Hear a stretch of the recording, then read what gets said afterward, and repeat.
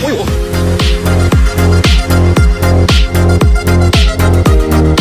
is the signal light used to inform the car behind you that you are change your lane.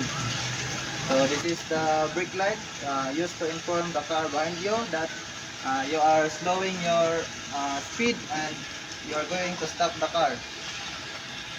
This is the reverse light used to inform the car that behind you to that you are reversing your car. So this is to provide traction and grip on the road.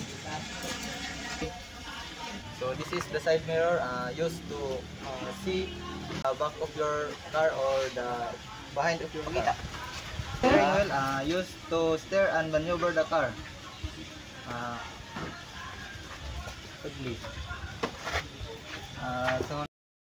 So this is the gear used to change the gear and add the strength of your car.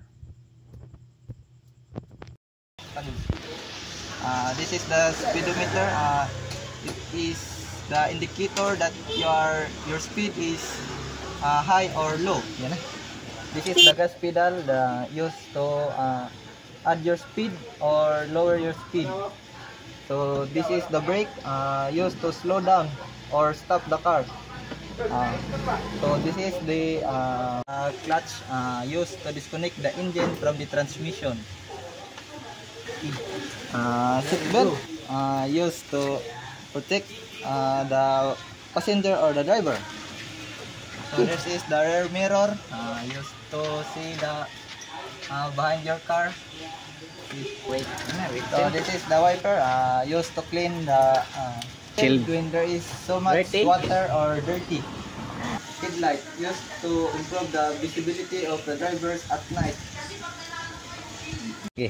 So this is the engine ignition used to start or off the car, and this is the horn used to aware the pedestrians or other drivers that you are approaching.